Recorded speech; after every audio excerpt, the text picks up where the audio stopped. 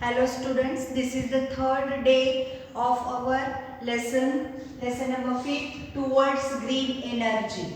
Now in this lecture before this we have studied what is mean by energy, what are different forms of energy, what is electromagnetic induction, what is potential difference, what is thermal energy, how this thermal energy power plant works. Now in that only we are going to see some points about the thermal energy power plant.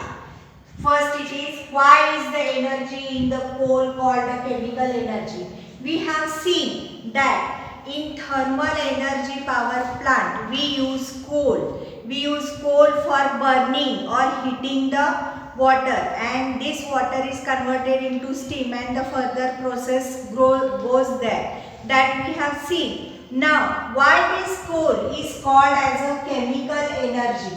The atoms and molecules present in the coal are formed due to chemical bonds. That means the atoms or the molecules which are present in the coal, they are bonded each other with the chemical bonds. Chemical bonds are the bonds which bonds the chemicals inside the substance. Now, the energy is stored in a chemical bond. Whenever we consider these chemical bonds where the atoms and molecules are bounded, the energy is stored in these chemical bonds.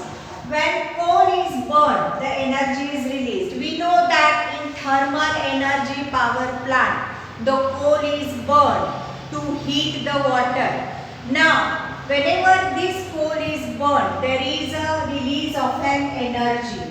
The chemical energy is transferred into this thermal energy. Whenever we consider this, the coal is burned, with that the water is heated and the water is converted into the steam. This steam is allowed to flow on to the turbines. The turbine transfers the energy to the generator and the generator releases the electricity. This process we know. Here it is told that the chemical energy is transferred in the thermal energy. Why this is told? Because here coal is the main source from which we get the heat energy, and this heat energy is used to heat the water. Therefore, it is told that the chemical energy is transferred into the thermal energy.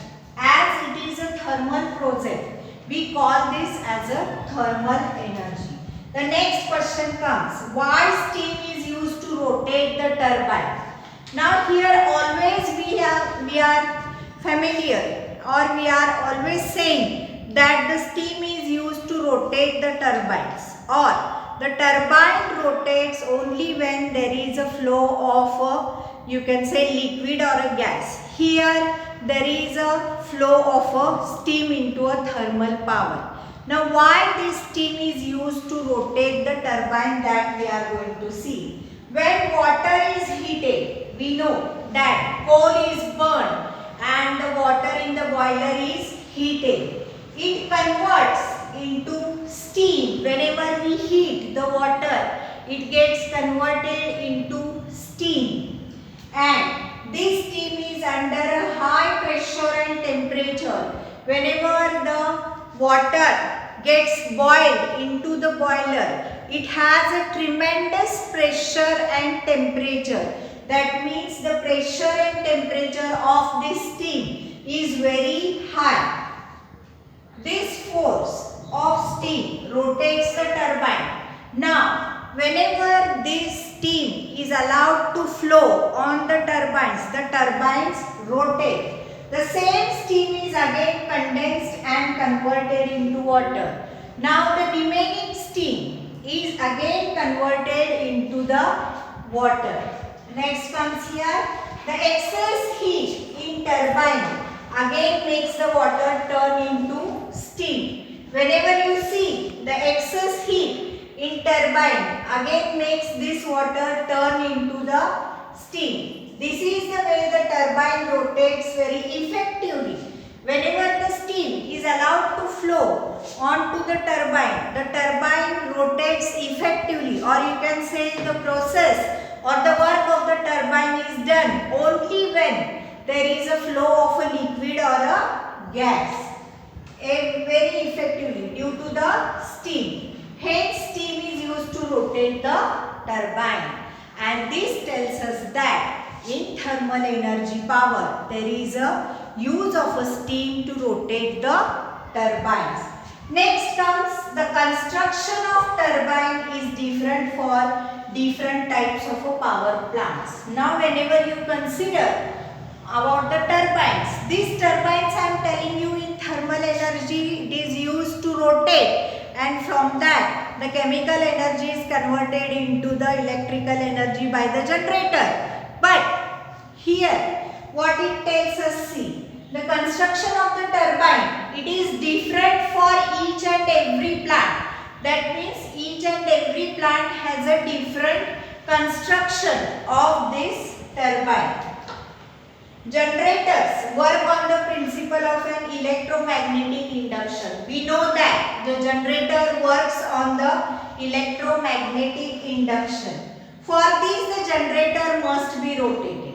Now, whenever a particular generator is working on an electromagnetic induction, it is a very necessary that the generator must be rotated. For this purpose, there is a turbine for each generator. Now, each generator is having its own turbine, and the shape, or you can say the construction of this turbine is, you can say, different in different power plants.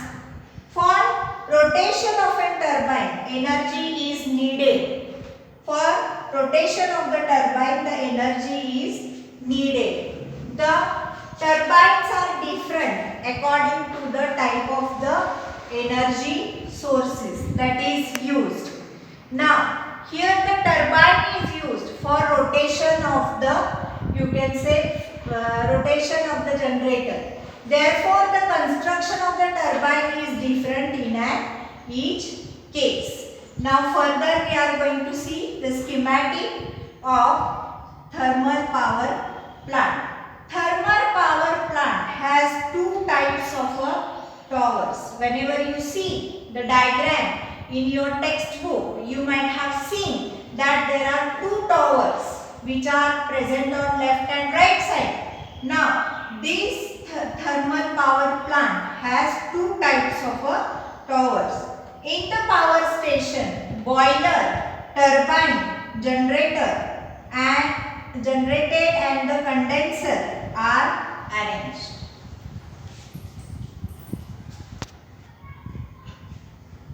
After this, we are going to study the schematics of the thermal power plant.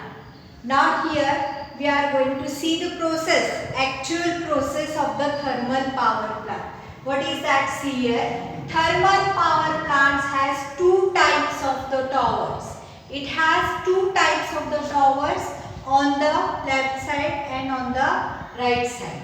The power station, in power station, boiler, turbine, generator and condensers are arranged. Whenever you see this type of a power plant, you see that there is arrangement of boiler, turbine, generator and condenser. These all things are very important. Without this instrument or without this device, the plant is not complete.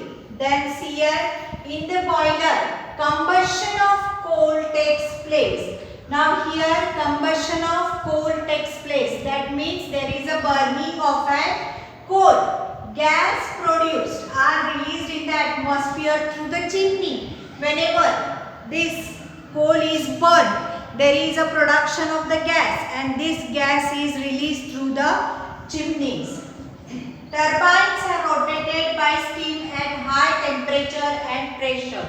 Whenever there is a rotation of the turbine rotates with a very high temperature and pressure. The temperature and pressure of the steam, later it goes on decreasing, but first the pressure and temperature of the turbine is very high, and after that it goes on decreasing. This steam is then condensed to water by cooling it. Now what is done? See here, there steam is then then condensed. It is condensed to water. That means it is converted to water by cooling it.